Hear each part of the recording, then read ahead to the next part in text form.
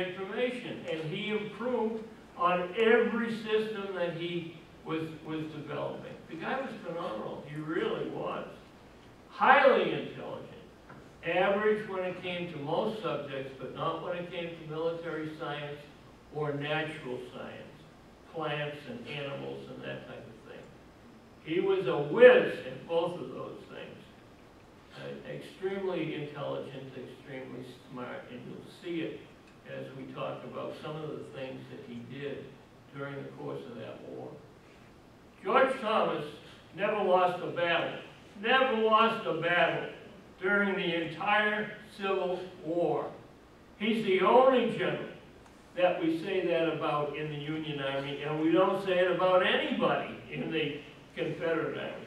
Robert E. Lee was good, but boy, did he screw up at Gettysburg. No, I'm serious. He really did a bad job there.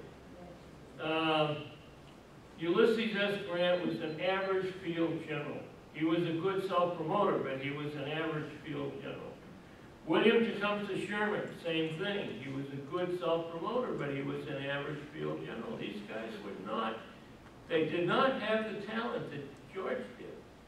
But, as I said to Jim earlier, you know, genius, it's true, the saying is true. It's 10% inspiration and 90% perspiration. And boy, did George perspire. He was really good. There's no question about that. Let's go on.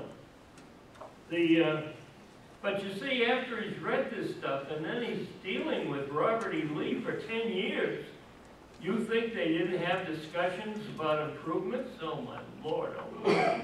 Wouldn't you have loved to be a bug on the wall and listen to that stuff? That's how they developed their talents. I mean, they just kept at it all the time. And that's why they get good. No question about it. Okay, now, at the end of the 5 years, George was assigned to Arizona, and he was at Camp Yuma for 6 months, and he was the regimental commander. And that regiment was responsible for grabbing Indians who had wandered off the reservation and escorting them back and making sure that they weren't harassing or killing white settlers. The interesting part about it was hot out there. But the interesting part about George at that point was not only did he do his work, but he stayed active doing other things as well. He prepared a map of a tributary that fed the Colorado River. He sent the map to the War Department in Washington. They still have it.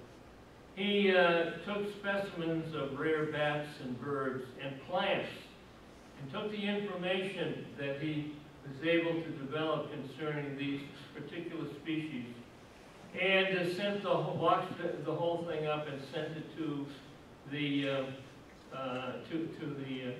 Smithsonian Institution. They still have them. They put them on display every once in a while.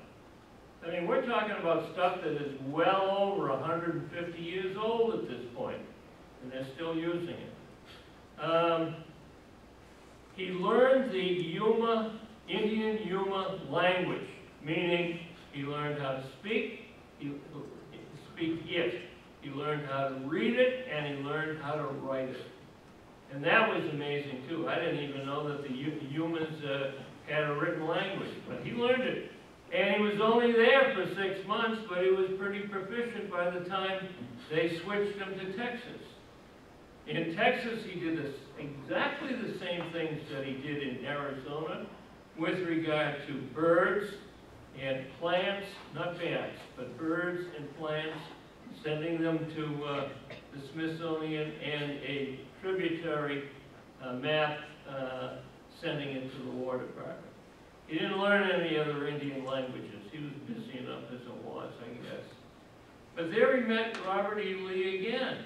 And boy, were they happy to see each other. And Lee said, as I said earlier, I want you to help me presiding in court-martials. And Thomas never let on to Lee that he hated court-martials. He said, oh yeah, sure, sure. The two of them were gourmets. They loved eating good food. Thomas did something a little unusual. He bought a black cook and employed her in order to make meals for he and Lee. For a while, George's wife was out there as well, and of course she participated in meals as well as the two men. The cook had a freedman husband, and of course he stayed with his wife as you would expect. Now, what did George do about the Negro cook? Anything else? Oh yes, he paid her every week. She's a slave and he paid her. So anyhow, George finally gets to the point where he's leading a patrol, because when they were not active with the court-martials, then he had to go out on patrol. He had to lead a patrol. He was ambushed and he got shot in the chest by an elderly Indian with an arrow right in the chest, and it was a serious wound. The commander said, you're going home. You've got to recuperate, and you can't recuperate out here. You go home. So he went home. He took with him the Negro cook, he took her husband, and the three of them headed to Virginia. He got to Virginia and he found sisters Fanny and Judith had become ardent secessionists. They were sitting there at the sewing machine making a Confederate battle flag for a Virginia regiment in the militia. He wasn't too impressed with that, but then they started harassing him. We want you to quit the army, and we want you to join the Confederate Army if and when it is formed. Now bear in mind, this is the summer of 1860. There is no Confederacy at that time. The Confederacy doesn't begin to move until after the election of Abraham Lincoln in the fall, in November of 1860. South Carolina is the first to secede, and that's the first part of December. George was not happy about that. He told them under no circumstances was he going to resign from the U.S. Army, because he felt that secession was illegal.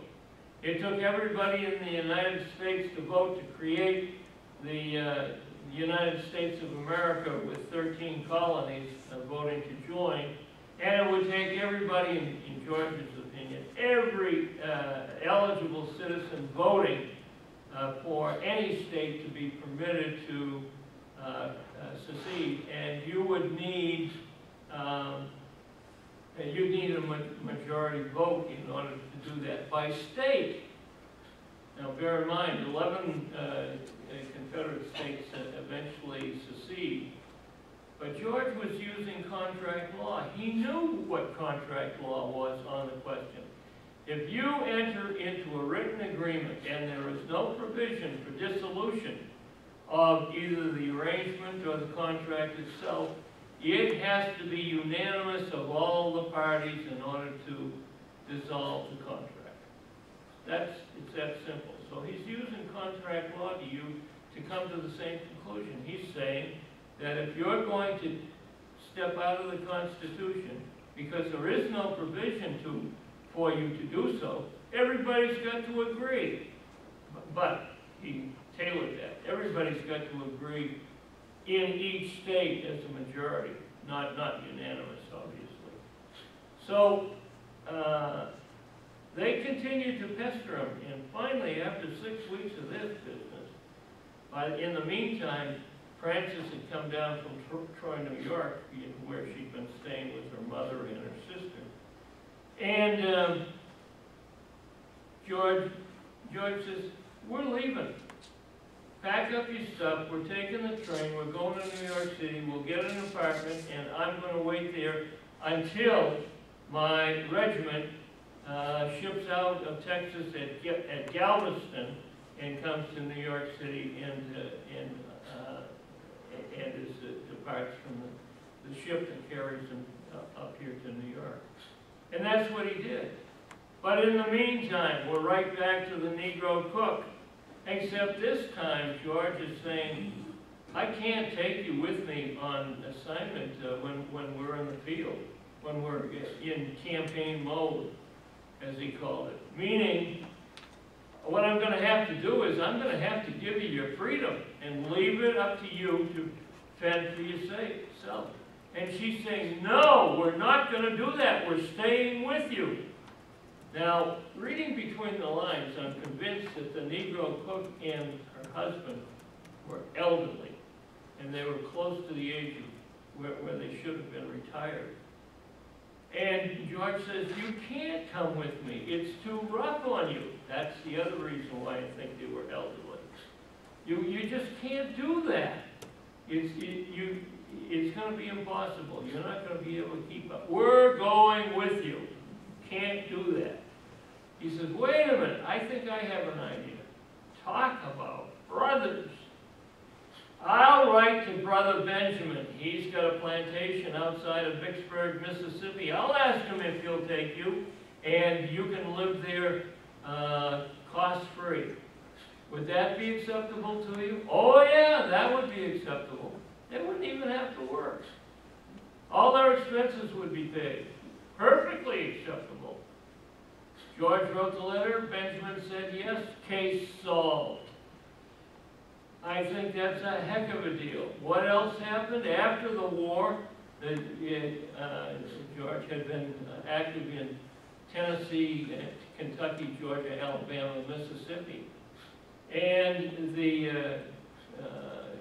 Tennessee was a Confederate state, but it was split. So there were two governments, a Confederate government and a Yankee government. And the Yankee government, Republican-dominated, voted to commission a portrait of George, and it was painted and placed in the Tennessee State Library. And in addition to that, they also commissioned a coin that was about this big, 5, 6 inches across, gold, and gave it to George. Well, the Democrats came in after the war, and one of them proposed that they would ask for that they would sell the portrait for money, obviously, and they would request that the gold coin be returned to them.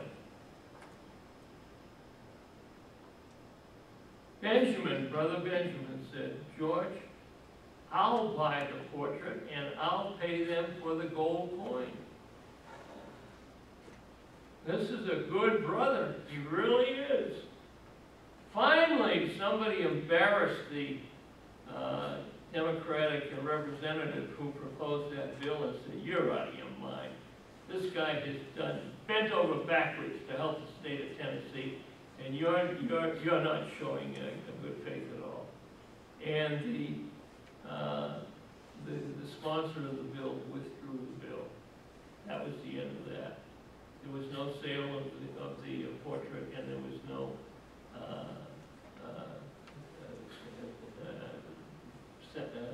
selling the gold coin.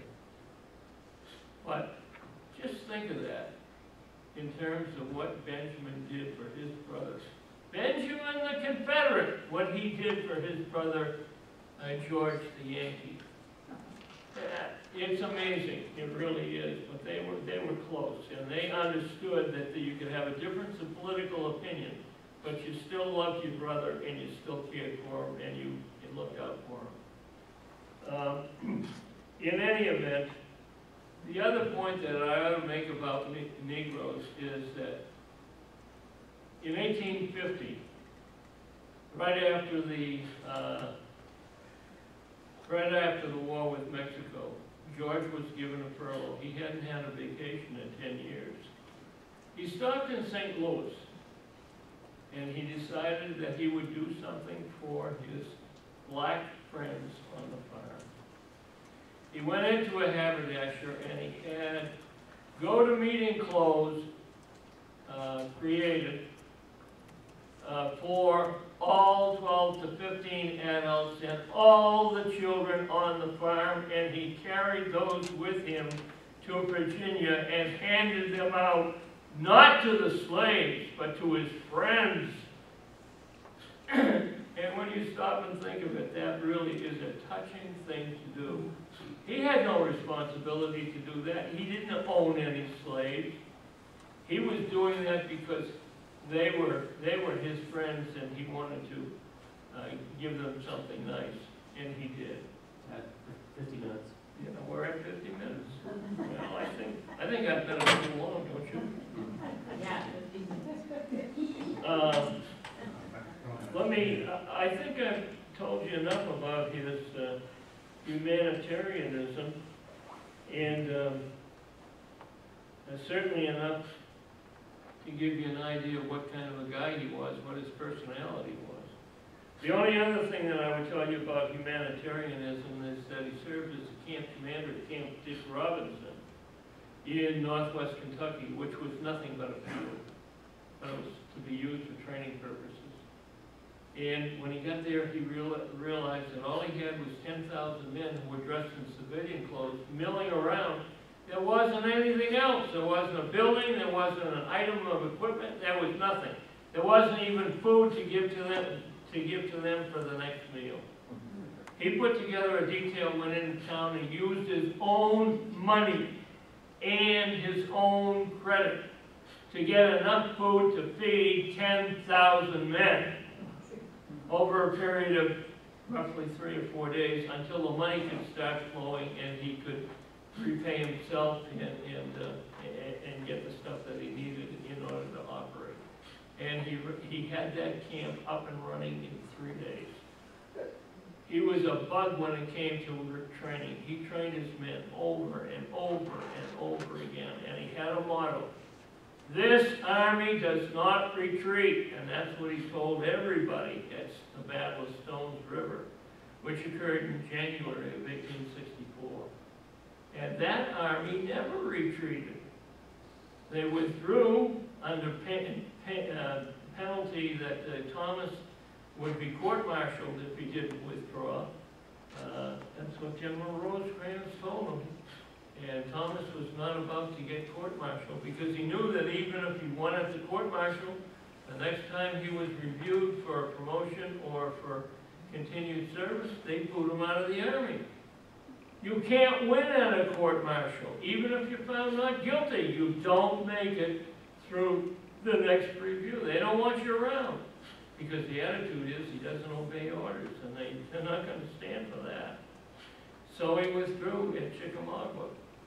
But he held off the Confederates for 11 hours, and he saved the Union Army. At Stones River, he did the same thing. He saved the Union Army. Both times, the right flank of the Union Army collapsed, and the men ran off the field, including the commanding General Rosecrans at Chickamauga. And some New York businessman wrote to Lincoln and said, get rid of this Thomas, he's a butcher. And Lincoln wrote an astounding letter in his own handwriting, saying last Sunday, meaning the second day of the Battle of Chickamauga when this incident occurred, General Thomas performed the most courageous act in human history. Now, if that's not an exaggeration, I don't know what is. But he continued on writing. Lincoln wrote and reread the letter after he had written it and decided, no, I guess I better not send that letter. And he didn't. He put it in a pigeonhole in his desk. Thomas showed up in 1867, 2 years after Lincoln's death, made an address to Congress, and then swung by the White House to make a courtesy call. He knew President Johnson because Johnson had been the military governor in Tennessee when Thomas was commanding troops there. And a former staff member of for Lincoln, took him up to Lincoln's office. You've seen the famous picture of the desk that's on the wall. I mean, stand-up desk there. And he pulled that letter out of the pigeonhole and he handed it to Thomas and said, "Read this." And there was the letter, praising Thomas as having done the most courageous act in the whole world. And after he finished reading it, the staff member said, "You keep that letter. Now you know what President Lincoln really thought of you." And Thomas, of course, was thrilled. That was the greatest thing that he could imagine, to be acclaimed by the President of the United States. Thomas, I told you, never lost a battle. He won the war in 5 states: Kentucky, Tennessee, Georgia, Alabama, Mississippi. And he did that all between December 16 and January 9th. The Battle of Nashville was 2 days, and he defeated John Bell Hood with the Confederate Army of the Tennessee. He did it by an unusual arrangement. Bruce Catton, the great American historian of the 20th century, wrote 7 books on the Civil War, very little on Thomas. Later said, if I had known what I know now about Thomas, and I was a younger man, I'd have to rewrite all my 7 books on the Civil War, because they were phases that went by the calendar. And what Catton was saying is he didn't know very much about Thomas. And the reason he didn't know very much about Thomas is Thomas refused to blow his own horn. That was part of his gentlemanly persona. You don't do that. Well, he hurt himself because Grant and Sherman sure as heck blew their own horns. And they downplayed him. They said Thomas was the greatest defensive general of the Civil War. No question about that. Everybody agreed on that. But he was only an average guy when it came to offense. Average, my eye. You don't win every battle in the Civil War by being average. Give me a break. But in any event, Thomas just didn't bother responding. He did not want to get involved in a contest with either one of these 2 guys, Grant or Sherman. Sherman was his friend. Sherman had helped him get his generalship in the first place. And Thomas was subject to suspicion early in the war because he was a Southerner. They didn't know whether or not he was loyal to the Union or not. Until he started winning every battle, then they knew where he stood. But the point is that Sherman was playing both ends against the middle because he wanted promotion. He was in Grant's army. And Grant said, either you follow what I tell you to say, or I'll throw you out, I'll relieve you of command, and I'll see that you're thrown out of the army for the second time. The first time was when he was doing crazy things, Sherman, as a department commander, by sending telegrams to his subordinates saying, I have a feeling. When in hell do you ever act on I have a feeling? You go out and find out where the enemy is. You don't say you have a feeling. And he was shifting these men back and forth until finally the sub-commanders got sick of it and they all wired the War Department and said, get rid of this guy. He's gone crazy. So Sherman's famous comment was, when I was crazy, Grant backed me up. And now that everybody says he's a drunk, I'm backing him up. Let's go on. I've told you that the wings collapsed at the Battle of Stones River and at Chickamauga. At Stones River, Thomas was the one on the night of the second day of battle. When every other sub-commander was saying, let's withdraw, they were upset about the fact that the wing had collapsed. And Thomas got up there, tipped his head back, stood in the middle of the room. He didn't talk or say much of anything. He bellowed. This army does not retreat. Pulled his hat down over his eyes, walked back over to his chair, tipped it back against the wall, folded his arms and waited for Rosecrans to make a decision. Rosecrans knew his sub-commander well enough to know two things. Number one, Thomas already had a plan in his head as to what to do on the third day of battle, and secondly, no way was his corps of 40,000 men, which was twice as large as any of the other 24 corps in the U.S. Army.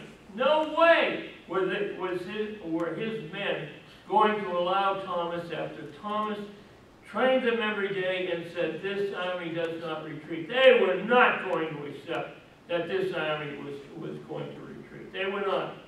This was George H.W. Bush saying, no new taxes, read my lips. Same situation. Thomas was not about to do that. So Rosecrans said, we'll fight on the third day. And that's when Thomas lined up cannons on the ridge on the right-hand side of the battlefield, on the left-hand side of the battlefield, angled the cannons so they were firing somewhat in front of the Confederate line obliquely, right down the center of the Federal line, and then slightly in back of the Federal line. So that the same soldier, theoretically, could be shot from three different directions. And he had 106 cannons, which means he had 53 on one side in that row of mountains, and 53 on the row of mountains on the other side of the battlefield. And the next one, he lined them up right after that meeting. It was dark out. He's got his artillery commanders out there putting cannons in position. 60 minutes. 60 minutes, okay. And the next morning they started firing. They fired for 2 hours. And they scared the heck out of the Confederates. Confederates left the battlefield running, and bear in mind, this is at Stones River, which is 2/3 of the way up the state of Tennessee.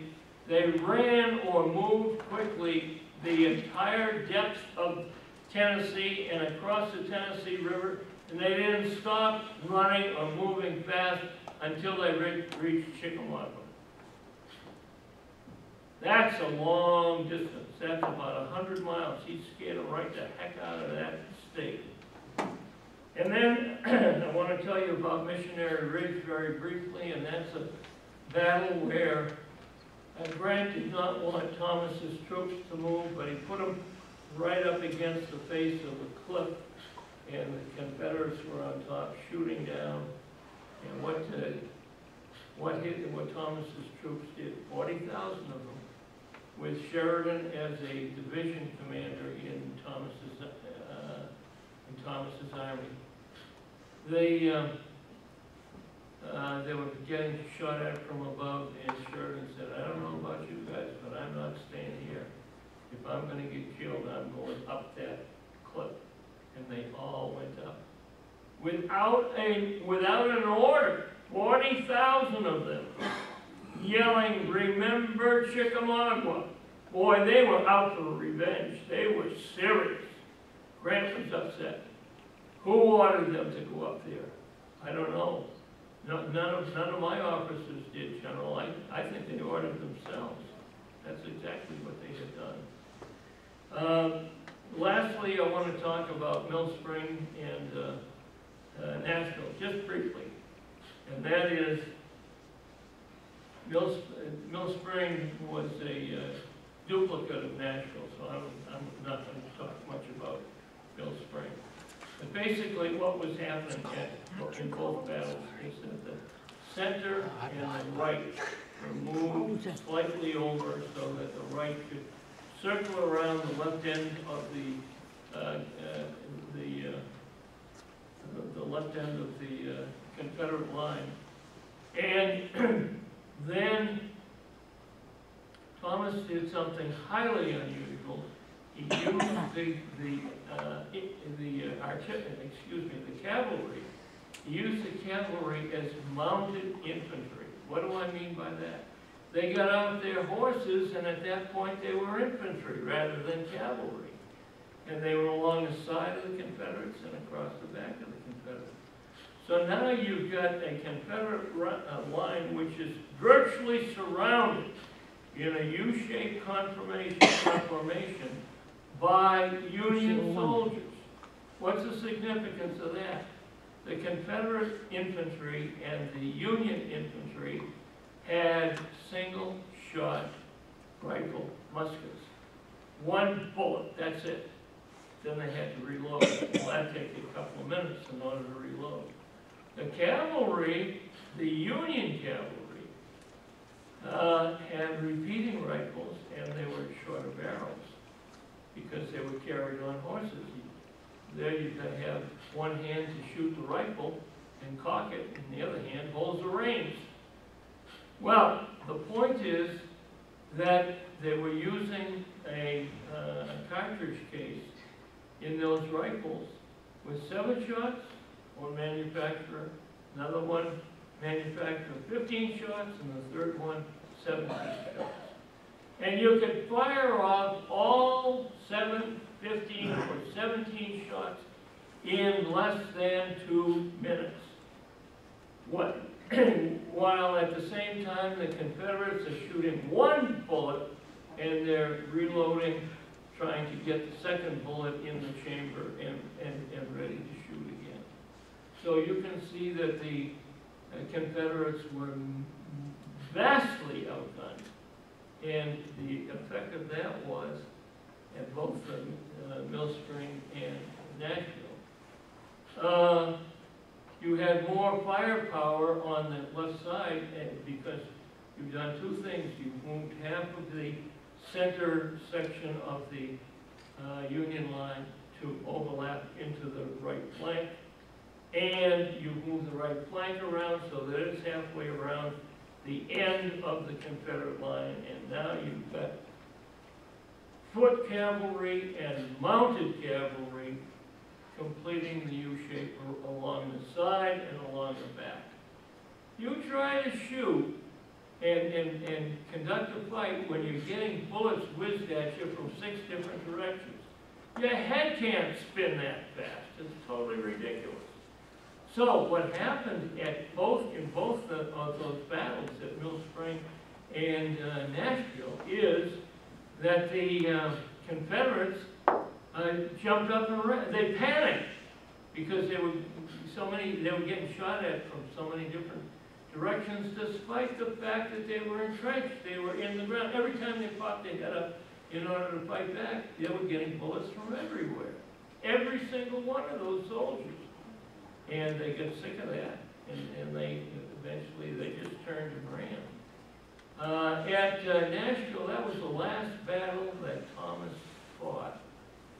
And he chased the Confederates from Nashville to Tupelo, Mississippi. That's a distance of 250 miles, folks.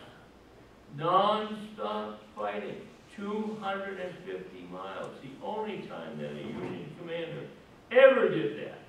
And the reason that he did it was he had promised President Lincoln he would drive them into the ground and he would destroy that army.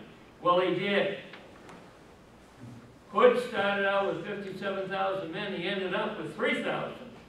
That isn't an army. That's 1/16 of an army. That's one oversized brigade. That's what it is. And the reason, and then 39,000 of the Confederate troops stopped in their tracks, sat down and waited for the Union soldiers to come up and make them prisoners of war. And 25,000 accepted the Thomas's offered. This was unheard of too. This guy was a humanitarian. I'm talking about Thomas. Boys, if I got a deal for you, that's not the way they talked in the Civil War, but you get the picture. I'm going to ask you to swear allegiance to the United States and promise not to fight again in this war. You do that, you put on your knapsack and you walk home. Right now! Right now! And 25,000 out of 39,000 agreed to do that. The other 14,000 wanted to be prisoners of war, much to their chagrin, because half of them would die from waterborne diseases in the Union POW camp. Every POW camp had the same problem. These guys were packed in too close together, for one thing. And secondly, neither side, nobody in the public, understood that waterborne diseases were the anathema of armies. And they were. They had the same problem in the Army, the regular Army camps, where they ended up with 2/3 of people who died in the Civil War died from disease. Because they were using their only water source for everything. Going to the bathroom, bathing, drinking, preparing food. They didn't realize that this was as deadly as it turned out to be. The only distinction between Mill Springs and Nashville is that Thomas is the only commander who used Negro troops in large numbers. And when I say large numbers, that's exactly what I mean. He had 13 regiments on the left flank, creating a diversion. 4 charges on the first day, 4 charges on the second day in